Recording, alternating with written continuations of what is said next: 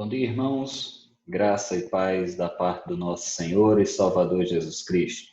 Espero que vocês estejam todos bem, com saúde, em paz e, acima de tudo, em paz com Deus, que é o que nós precisamos. Meus queridos irmãos, nós estamos hoje dando continuidade às nossas aulas de escola dominical da nossa Igreja Presbiteriana de Campina Grande. E o grande tema que temos estudado ao longo dessas semanas é a espiritualidade cristã. Então, nós temos observado diferentes aspectos da espiritualidade cristã e gostaríamos de trabalhar hoje com o aspecto da espiritualidade cristã focado na centralidade da morte. Então, nós estamos com isso, dando continuidade às considerações básicas da vida cristã, dessa vida de espiritualidade autêntica. E nós já fizemos alusão na aula passada, numa das aulas passadas, aos aspectos negativos e positivos da vida cristã. Nós focamos na necessidade de morrermos para nós mesmos, morrermos para o nosso ego, morrermos para a nossa tendência de sermos egocêntricos, para vivermos para Cristo, para, com a nova vida em Cristo Jesus, podermos ter esse aspecto positivo, na certeza de que com a volta do Senhor Jesus, nós haveremos de reinar com Ele eternamente. E hoje eu gostaria de tratar sobre essa temática, a temática da centralidade da morte na vida cristã. E antes que você queira desligar, porque o tema não é agradável, eu gostaria de deixar claro que essa centralidade da morte não tem a ver necessariamente com a morte física, mas tem a ver com o nosso comportamento como cristão genuíno, como aqueles que querem fazer a vontade do Senhor. E aí eu gostaria de chamar a atenção inicialmente para as palavras que o apóstolo Paulo escreveu tanto na sua carta à igreja de Roma, como na sua carta aos Gálatas. Em Romanos capítulo 6, versículo 4, na parte A desse versículo, Paulo escreve que nós fomos, pois, sepultados com ele na morte pelo batismo. Ou seja, um aspecto que Paulo destaca aqui é aquele aspecto que, se Cristo morreu, se Cristo foi sepultado, nós, pela nossa união mística com ele, nós também fomos mortos e sepultados com ele. Em Romanos 6, agora observando o versículo 6 na parte A também, Paulo vai destacar o seguinte: sabendo isto, que foi crucificado com ele o nosso velho homem.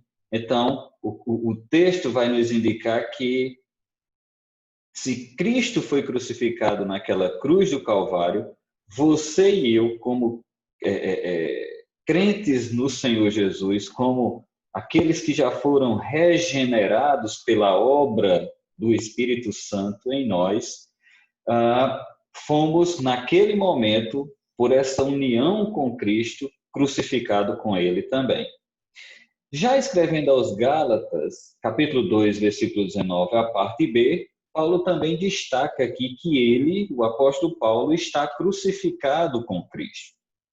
E no capítulo 6, versículo 14 dessa mesma carta aos Gálatas, Paulo diz: mas longe de mim gloriar-me, senão na cruz do nosso Senhor Jesus Cristo.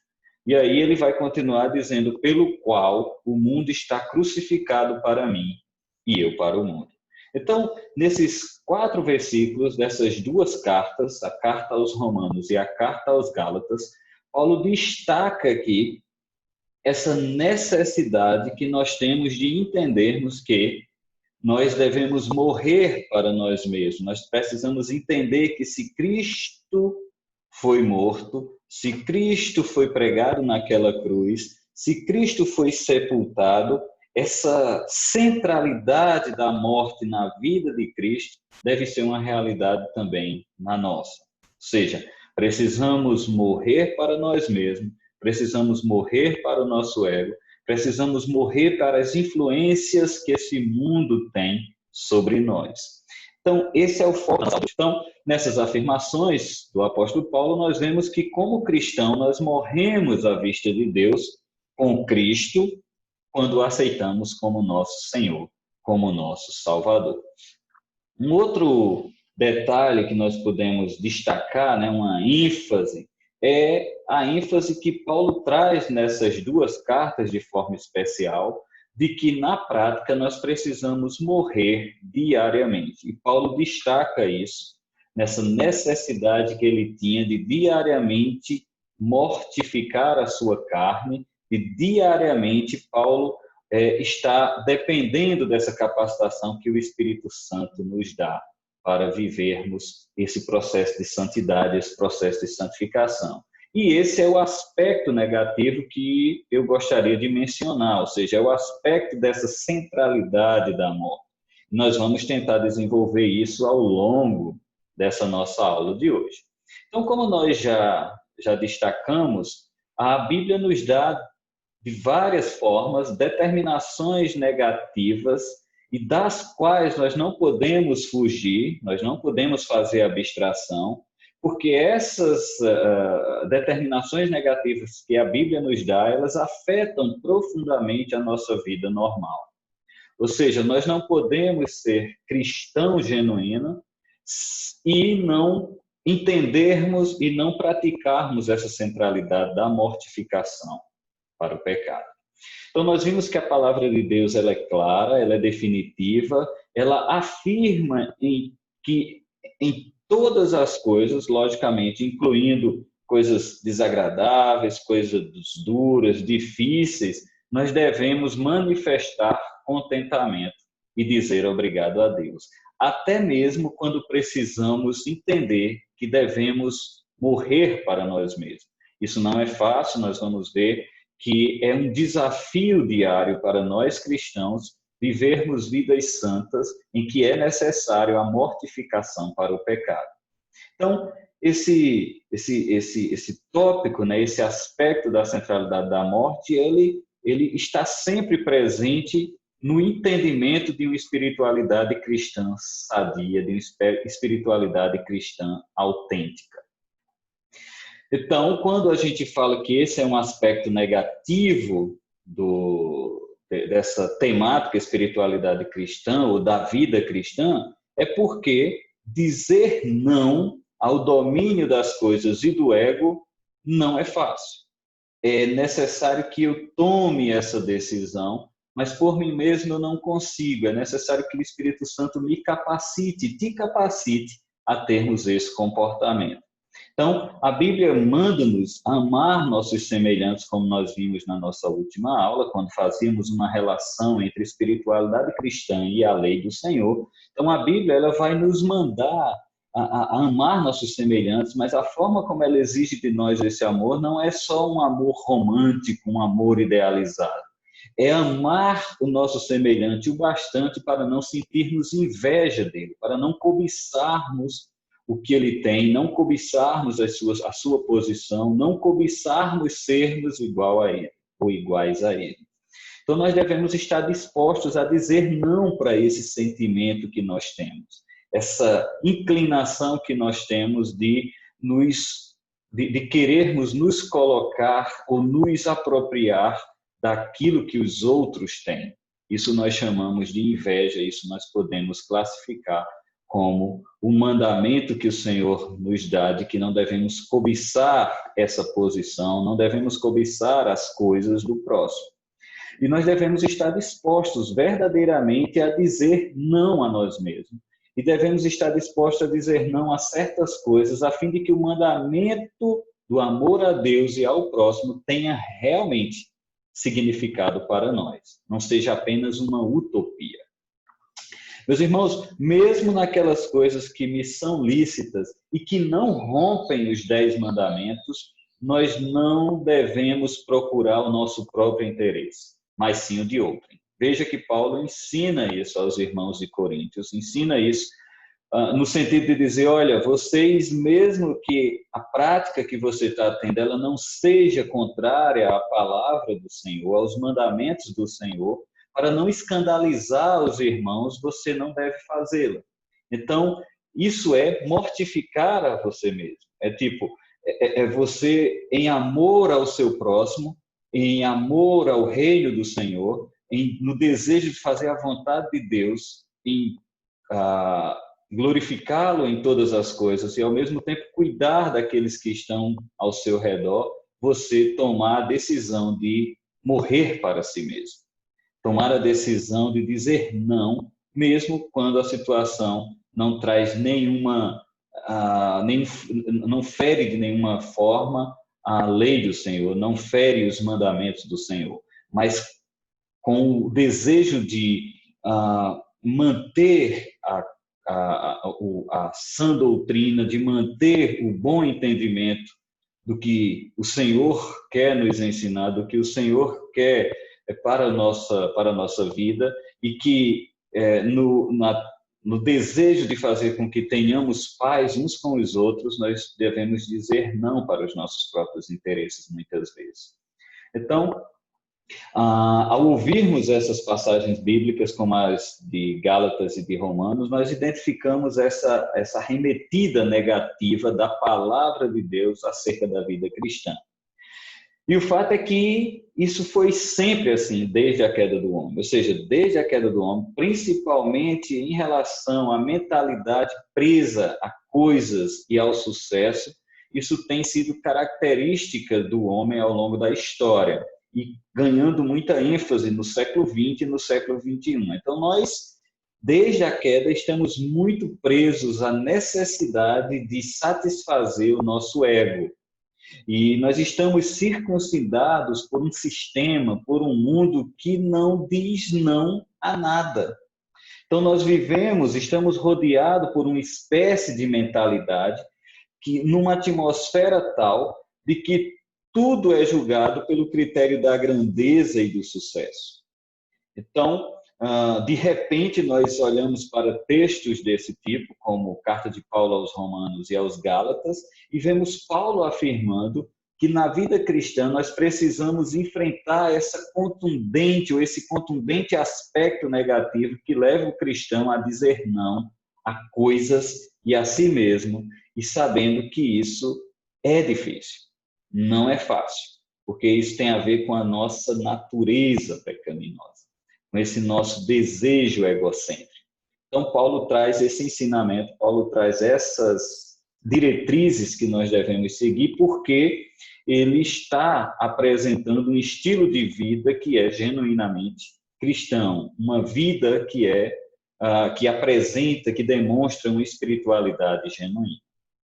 Então, nós vivemos nesse ambiente em que estamos cercados, né, por uma sociedade em que reprimir algo é geralmente considerado alguma coisa má, né? Nós temos uma sociedade que não se refreia de nada, exceto quando esse refrear é para conquistar ainda mais coisas, ter mais ganhos, mas o conceito de não é evitado o máximo possível. Então, nós encontramos pais que não querem dizer não aos filhos, nós encontramos pessoas que não querem dizer não ao seu desejo de ter sucesso, fama e coisas, mesmo quando você não precisa dessas coisas. E interessante é que muitas vezes até a geração mais velha acha que isso não que isso não faz parte dela e que isso é uma característica dessa geração mais jovem. Mas isso é apenas meia verdade, porque os mais velhos merecem essa mesma análise, merecem passar por esse mesmo crivo. Por quê? Porque, na verdade, a atual geração, que nós conhecemos como a geração dos mais velhos, geração madura, foi uma geração que também, por causa do seu pecado, produziu esse ambiente de predominância de bens e de sucesso. Produziu essa mentalidade de abundância em que tudo é julgado à base da consideração de se conduzir à abundância. tudo tem que ceder lugar à influência, a essa egoística paz pessoal. O detalhe é que, em busca dessa paz pessoal, paz consigo mesmo, o homem esquece de que ele precisa ter paz, acima de tudo, ter paz com Deus. E é claro que esse ambiente ele vai combinar perfeitamente com essa disposição natural, individual de cada um de nós. Desde a queda do homem, nós não queremos negar a nós mesmos. Por isso que é tão importante entendermos isso, porque ao não negarmos a nós mesmos, nós ferimos a santidade de Deus, nós pecamos contra o Senhor e muitas vezes nós estamos, mesmo no ambiente cristão, caminhando em sentido totalmente contrário ao que a palavra de Deus nos ensina. Então, o que nós fazemos muitas vezes no nosso dia a dia é nos colocar no centro do universo, acharmos que o mundo gira ao nosso redor. E é naturalmente, isso é natural da nossa pecaminosidade. É assim que nós naturalmente queremos viver. Essa disposição encaixa perfeitamente com essas características que nós vivemos na era atual, no século XXI. E esse é o ponto crucial da queda, né? O egocentrismo, a cobiça. Né? Se você for lá para Gênesis 3, capítulo 3, versículos 4 e 5, quando Satanás disse a Eva, é certo que não morrereis, e ele diz, como Deus sereis conhecedores do bem e do mal, o que na verdade Eva quis ser naquele momento é que ela quis ser igual a Deus. Ela entendeu que, sendo conhecedora do bem e do mal, ela seria igual a Deus, e querer ser igual a Deus fez com que ela cobiçasse o lugar de Deus, e esse foi o primeiro pecado. Então, veja que, na verdade, o que aconteceu é que Eva não quis dizer não ao fruto que era agradável aos olhos, embora Deus tivesse lhe dito, né, que não, que ela devia dizer não, que ela tinha liberdade para comer de todos os demais frutos, mas da árvore do conhecimento do bem e do mal ela não podia comer. Mas mesmo assim, mesmo sabendo, tendo sido advertida das consequências da desobediência, ela quis ser igual a Deus. E a partir daí, todos nós, você e eu, temos essa predisposição, essa tendência dentro de nós de querermos ser iguais a Deus, de cobiçarmos o lugar de Deus, de cobiçarmos o lugar do próximo. E aí, todos os demais pecados decorrem desse pecado original. Então, nós temos essa busca, muitas vezes, de querermos ser iguais a Deus, de querermos ocupar o lugar de Deus, conhecedores do bem e do mal. Mas, irmãos, é importante lembrarmos que, ao começar a vida cristã, nós devemos enfrentar esse fato com muita honestidade. Nós precisamos compreender que, mesmo para o cristão, no que se refere a bens terrenos e a sucesso, dentro de nós há uma luta constante contra esse desejo. Então, mesmo para os cristãos, mesmo para aqueles que já passaram por esse novo nascimento, já tem essa percepção do que é ter o Senhor Jesus como seu Senhor e Salvador, ele ainda tem que enfrentar dia a dia essa luta contra esse desejo egocêntrico, contra esse desejo de ter bens terrenos e sucesso. E, consequentemente, é lógico, é falso não se sentir como se estivesse sendo esmagado. Muitas vezes nós nos sentimos muito tristes, porque nós queremos agradar ao Senhor, mas nós nos sentimos forçados a desejar essas coisas, porque dentro de nós ainda habita o pecado. Essa raiz ainda está lá. E, consequentemente, a gente vai ser confrontado, né? Nós seremos confrontados com essa realidade de que desejamos essa posição. Mas, para isso, nós carecemos da capacitação dada pelo Espírito Santo para sermos encontrados diante de Deus, vivendo vidas santas com espiritualidade cristã genuína.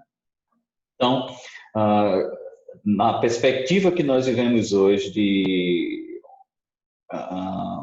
século XXI, em que nós temos muitas coisas diante de nós, muitas coisas que atraem a nossa atenção, nós temos essa perspectiva clara de que esse é um grande desafio. E por isso é tão importante tratarmos de um assunto como esse, na perspectiva de espiritualidade cristã, e como é importante tratarmos isso em classes de escola dominical. E eu gostaria de, nessa aula, abordar essa nova perspectiva, a perspectiva à luz das Sagradas Escrituras. E para isso, eu gostaria de convidar os irmãos para, juntos comigo, lermos o capítulo 9 de Lucas. Nós vamos ler algumas porções desse capítulo e vamos tirar alguns ensinamentos desse capítulo. Então, Lucas, capítulo 9, com as suas Bíblias em mãos. Lucas, capítulo 9, leremos os versículos inicialmente de 20 a 23. Ele diz: Mas vós, perguntou ele, quem dizeis que eu sou? Isso é o Senhor Jesus perguntando aos seus discípulos. Então falou Pedro e disse: És o Cristo de Deus. Ele, porém, advertindo-os, mandou que a ninguém declarassem tal coisa, dizendo: É necessário que o Filho do Homem sofra muitas coisas, seja rejeitado pelos anciãos, pelos principais sacerdotes e pelos escribas, seja morto e no terceiro dia ressuscite. O versículo 23 diz: Dizia a todos: Se alguém quer vir após mim, a si mesmo se negue, dia a dia tome a sua cruz e siga-me. O versículos 27 a 31 diz o seguinte: Verdadeiramente vos digo, alguns dos que aqui se encontram, que de maneira nenhuma passarão pela morte até que vejam o reino de Deus. Cerca de 8 dias depois de proferidas essas palavras, tomando consigo a Pedro, João e Tiago, subiu ao monte com o propósito de orar. E aconteceu que, enquanto ele orava, a aparência do seu rosto se transfigurou e suas vestes resplandeceram de brancura. Eis que 2 varões falavam com ele, Moisés e Elias, os quais apareceram em glória e falavam da sua partida, que ele estava para cumprir em Jerusalém. Os versículos 34 e 35 dizem: Enquanto assim falavam, veio uma nuvem e os envolveu, encheram-se de medo e ao entrarem na nuvem, e dela veio uma voz dizendo: Este é o meu filho, o meu eleito, a ele ouvi. Então aqui nós vemos o texto, ele vai apresentar a confissão de Pedro, né? Jesus prediz a sua própria morte. Depois, o Senhor Jesus vai ensinar que os seus discípulos devem levar a sua cruz, e aqui levar a sua cruz se relaciona a essa mortificação do pecado, a essa mortificação para o eu. E a última parte se refere à transfiguração. O Senhor Jesus vai ao monte onde ocorre a transfiguração, conhecido como Monte da Transfiguração. Então, o que está envolvido aqui nessa passagem é o continuado falar da morte de Cristo, morte que ocorreria em breve. Se você vê o versículo 35, ele nos coloca em perspectiva diversa, dizendo, o próprio Senhor Jesus, o próprio Senhor Deus diz: Este é o meu filho, a ele ouvi. Ou seja, naquele momento, ali no Monte da Transfiguração, nós temos os discípulos tiveram uma visão clara de Cristo em sua glória. Então, naquele momento, eles tinham acabado de ser instruídos sobre a morte de Cristo, sobre como o cristão genuíno deve viver, e ali eles observaram a glória do porvir, o Cristo com a sua glória na sua segunda vinda, e como haveremos de reinar com ele. Aquele cenário se apresentava como um cenário em que Cristo estava glorificado, e o momento da discussão, né, aquele ambiente representava ali parte do reino de Deus, esse reino em que estamos inseridos, porque nós já aceitamos a Cristo como nosso Senhor e Salvador. Então, quando nós lemos esse texto, nós somos levados, né, a essa gloriosa realidade. A realidade em que você enxerga pessoas que já haviam sido mortas, mas ali se apresentam ressurretas. Elias e Moisés, o representante da lei, o representante dos profetas, ali reunidos com o Senhor Jesus, mostrando essa gloriosa realidade, a realidade da ressurreição. Veja, não só a ressurreição de Cristo, mas a nossa futura ressurreição.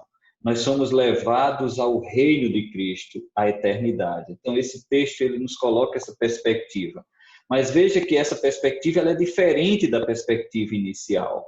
A perspectiva inicial, o Senhor Jesus apresenta um cenário em que ele tem que morrer e que os seus discípulos também têm que morrer juntamente com ele, para que haja essa ressurreição, e nessa ressurreição nós podemos viver com o Senhor eternamente. Então, quando começamos a olhar essas palavras nesses cenários, sobre essa outra perspectiva, essa perspectiva do reino de Deus, e não a do mundo decaído e de nossa natureza decaída, tudo se torna diferente. Nós sofremos a pressão do mundo que não quer dizer não a si mesmo, mas ao mesmo tempo nós olhamos para aqui e entendemos a realidade de que haveremos de reinar com Cristo eternamente, porque nós fomos feitos um único corpo com Cristo. Nós somos o corpo de Cristo, nós somos a igreja do Senhor.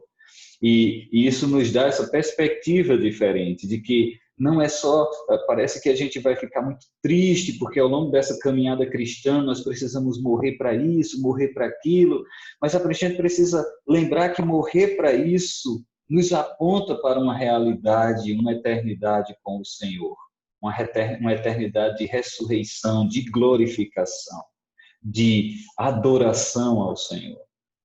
Então, quando marchamos, para fora dessa perspectiva sombria e entramos nessa perspectiva do reino de Deus, então as determinações negativas que nos são lançadas tomam um aspecto completamente diverso.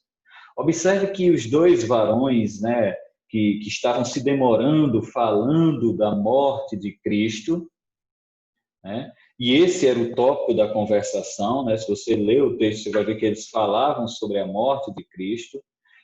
Foi uma conversação prolongada, eles se demoraram falando dessa partida do Senhor.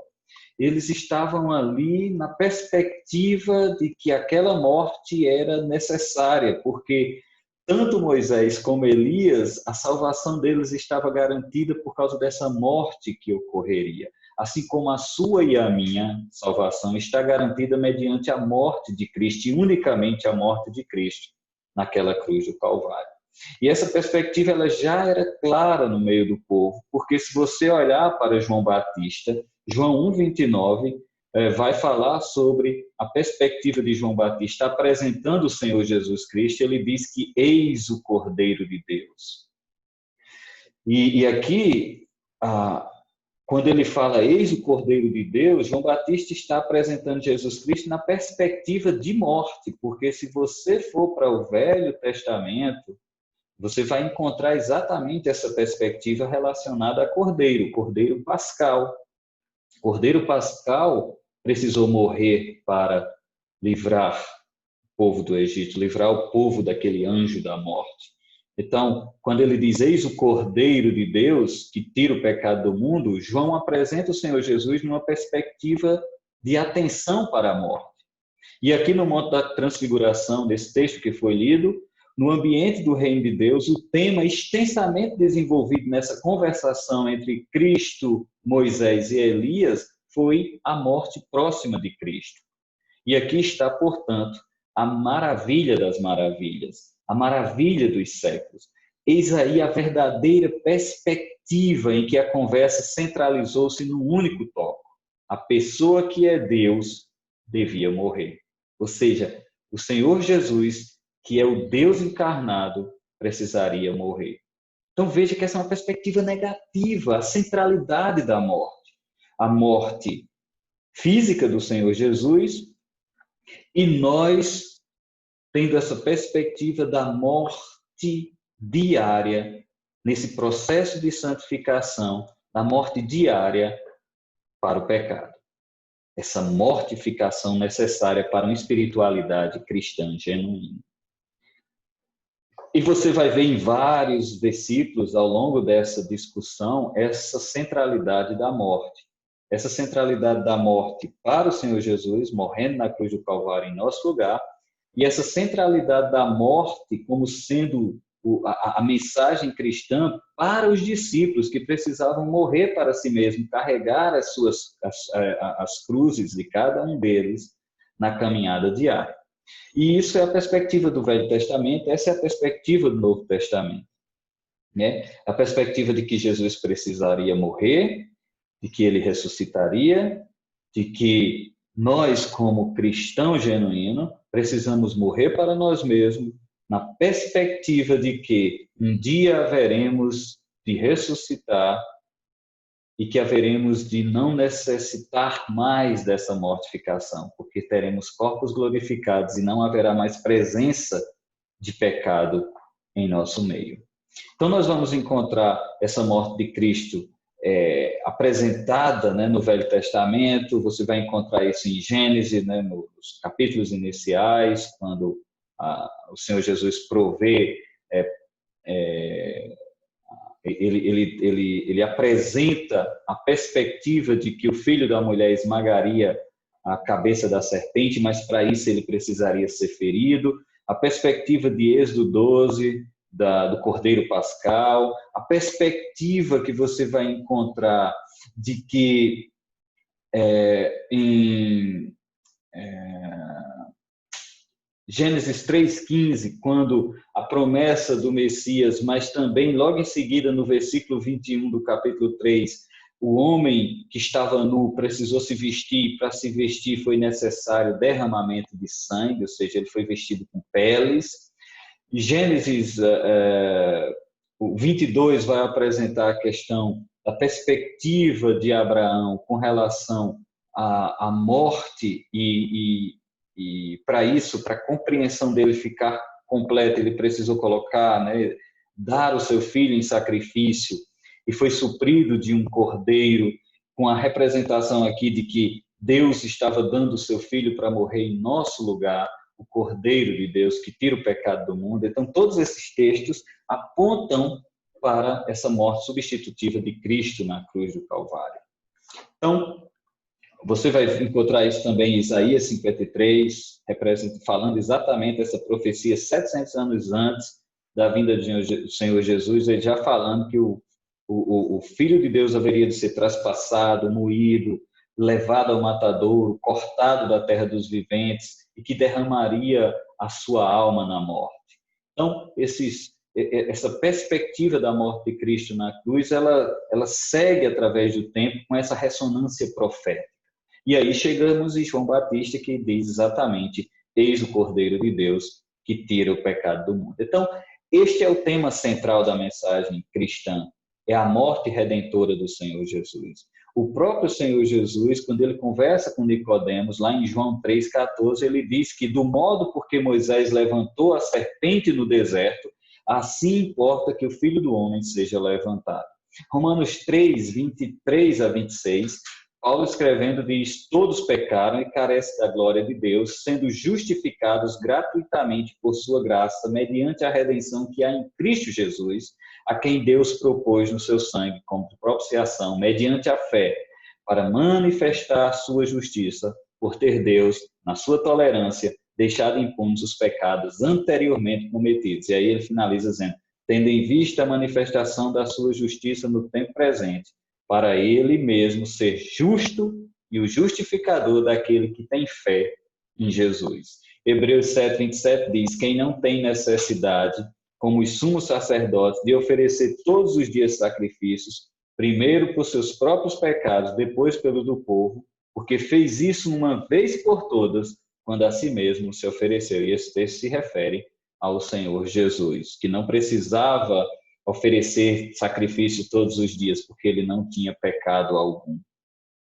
Então, qualquer ambiente, né, dos textos bíblicos que você estiver, todos eles vão sempre nos levar para essa realidade, sempre na mesma direção. E quando você chega no último livro da Bíblia, Apocalipse 5:9, ele vai mostrar essa perspectiva do livro da redenção, quando ele diz: e entoava um novo cântico dizendo: digno és de tomar o livro e de abrir os selos, porque fostes morto e com teu sangue comprastes para Deus os que procedem de toda tribo, língua, povo e nação. Se você for a teologia da igreja primitiva, você vai encontrar também essa morte vicária de Cristo, a sua morte constituindo o centro da mensagem. Então, a morte redentora do Senhor Jesus é o centro dessa mensagem, é o centro da conversa ali entre Moisés, entre Elias e entre o próprio Senhor Jesus. E aí, por que isso é importante de ser tratado na nossa aula? Porque a morte vicária de Cristo faz a sua morte substitutiva, a certeza da sua ressurreição e de que um dia haveremos de estar com Ele eternamente, faz com que olhemos para essa perspectiva da mortificação para o pecado, essa centralidade da morte no nosso dia a dia, faz com que olhemos para ela com a perspectiva de que a sequência do que é dito, de que precisamos primeiro ser rejeitados, passar pela morte para que tenha a ressurreição, isso faça sentido para nós, que não seja apenas utópico, mas que tenha um objetivo maior, que é o objetivo de fazer a vontade do Senhor. Essa é a ordem da vida cristã genuína, da vida espiritual autêntica. Nós precisamos viver vidas santas, porque o Senhor é santo. Nós precisamos viver vidas santas porque precisamos resplandecer a face de Cristo através da nossa face.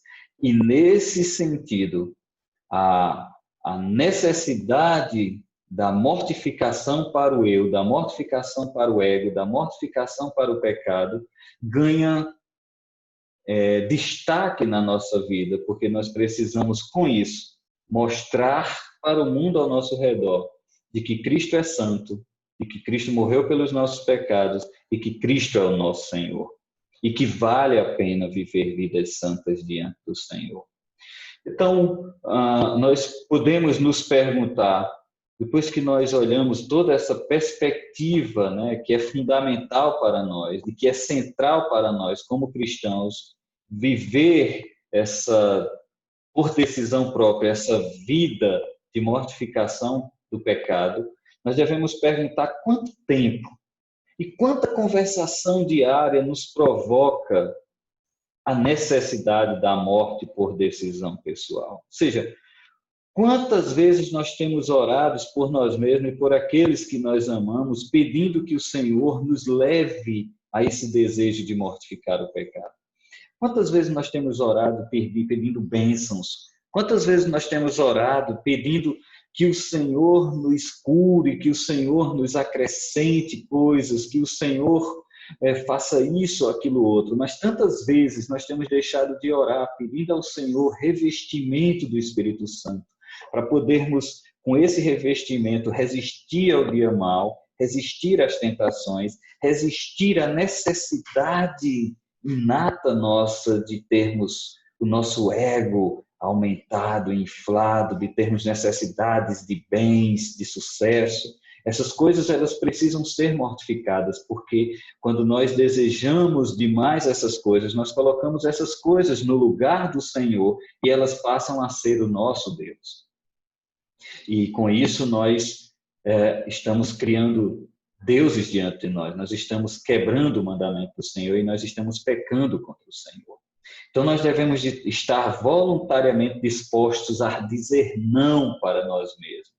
Nós devemos estar voluntariamente dispostos a viver essa vida realmente de mortificação do pecado, mas que isso seja realmente uma batalha que a cada conquista a gente esteja felizes por estarmos caminhando em direção à santidade plena diante do Senhor. Então devemos dizer não porque nós vamos conseguir alguma coisa com isso, mas nós devemos dizer não por decisão pessoal, porque nós já sabemos que nós já temos tudo com o Senhor. Nós já temos a salvação em Cristo. Nós já temos a certeza da justificação diante do Senhor. Nós já temos a certeza da ressurreição. Consequentemente, nós devemos viver para a glória do Senhor. Então, nós devemos buscar essa vida de santidade diante do Senhor, à medida que nós caminhamos dia após dia, em direção ao nosso último dia aqui na terra, quer seja pela morte, quer seja pelo retorno do Senhor. Nós precisamos, meus irmãos, se queremos algo de real na vida cristã, algo da espiritualidade genuína, nós precisamos tomar essa nossa cruz diariamente. Nós precisamos enfrentar a cruz em cada aspecto da nossa vida e com todo o nosso ser. A cruz de Cristo, ela deve ser uma realidade para mim, não só pelo fato de me garantir a justificação no momento da minha conversão, mas através de toda a minha vida, me garantindo esse crescimento em santificação. Então, a vida espiritual autêntica, ela não para nesses aspectos negativos, mas sem eles, na compreensão e na prática, nós não estaremos preparados para prosseguir. Então, precisamos entender de que a vida genuína autêntica, a vida espiritual autêntica, ela precisa passar por uma mortificação. A mortificação para o eu, a mortificação para o desejo do ter no lugar do ser e a mortificação diária para essa tendência natural que nós temos para pecar contra o Senhor. Que não venhamos a cobiçar o lugar do Senhor e que não venhamos a cobiçar o lugar do próximo. Que o Senhor nos capacite a vivermos vidas santas, a entendermos que precisamos carregar a nossa cruz. Precisamos de entender a centralidade da morte, da mortificação para o pecado. E isso com a certeza de que temos vida eterna com o Senhor, de que haveremos de ressuscitar com Ele. Morremos com Cristo, somos sepultados com Cristo, mas ressuscitamos com Ele, porque nós temos nossa união mística, a certeza de que Ele é o nosso Senhor e Salvador e que haveremos de reinar com Ele eternamente. A Deus toda honra, a Deus toda glória e todo louvor. E continuemos, domingo após domingo, crescendo no entendimento da verdadeira espiritualidade cristã. Que Deus abençoe a todos e nos veremos na próxima aula.